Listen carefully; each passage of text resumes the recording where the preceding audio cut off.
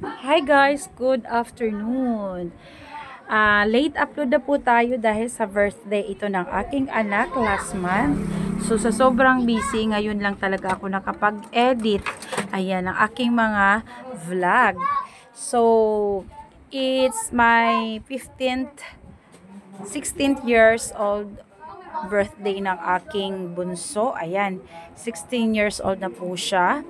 So, ayun, hindi nga kasing bongga ng mga birthday na nagdaan dahil kami ay medyo gipit pa sa budget sa ngayon. Maraming expenses sa hindi inaasahan at yung mga bayarin. So, lahat naman siguro guys, nakaka-relate. Kung minsan, di talaga bongga. Kung minsan naman, bongga. Depende po sa ating income or sa ating naiipon na pera. Dahil birthday lang naman to guys. So, okay lang naman, simple lang ang pagsiselebrate. Ang importante, malakas, walang sakit at okay buo ang family. Walang problema sa family.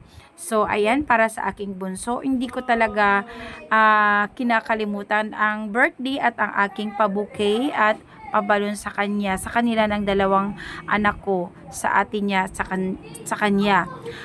Ito talaga yung ginagawa ko pag tuwing birthday nila. May bouquet talaga yan sila galing sa akin. Or chocolate, or balloons ngayon. Walang chocolate pero balloons. At hindi talaga yung pera naman din. Kasi may mga classmates siya, mga friends na tinitreat niya sa kakain sila sa labas or magbibideo okay. Depende sa kanya. Basta binigyan siya ng papa niya, ng lola niya at saka ako. So meron naman kaming konting salo-salo, dinner. So mga friends lang talaga at sa family namin. Hindi na ako nakapagyaya sa iba dahil wala kaming gaanong handa. Ayan.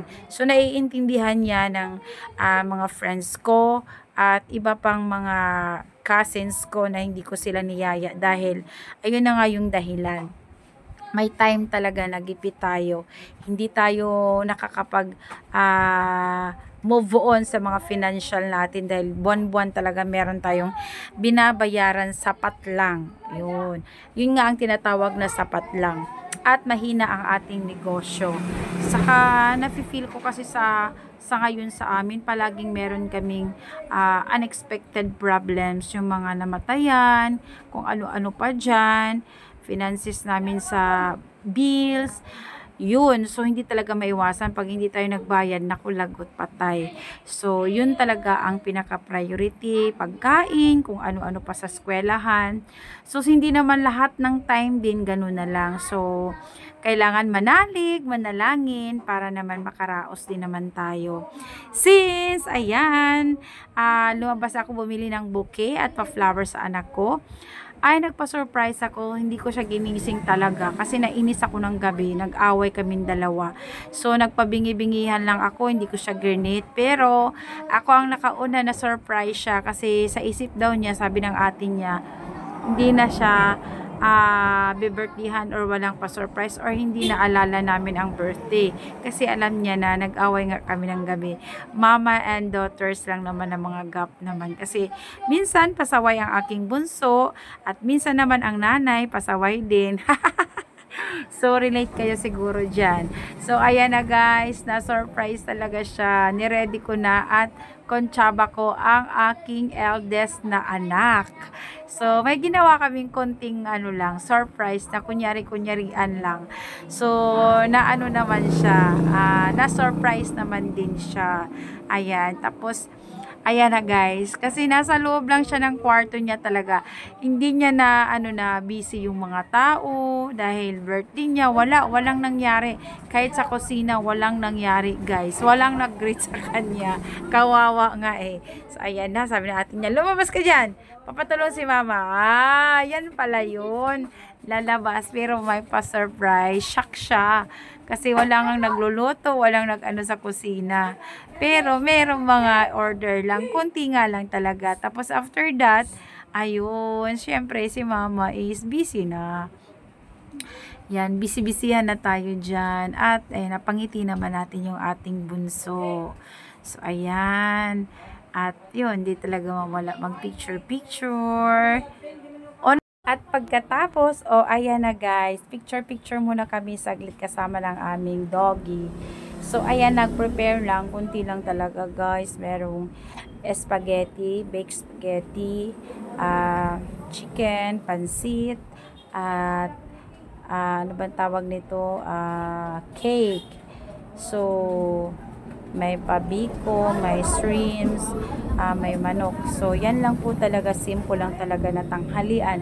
Tanghalian lang dahil meron namang meron kaming bisita, kunti yung naglalaro yung mga players sa kompyuteran, mga bata.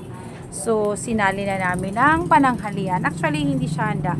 Pananghalian lang talaga. So, ang cake is blowing cake lang talaga. At yung spaghetti naman, pampahaba syempre ng buhay. O, diba, nakumpleto din namin yung birthday celebration ng September 15, 2024. So, ayan na guys. Enjoy tayo sa pagkain ng cake. So, ayan na nga, ang cake talaga masarap dahil black forest siya guys. Tapos, baked spaghetti naman. Biglang naubos na ang spaghetti guys.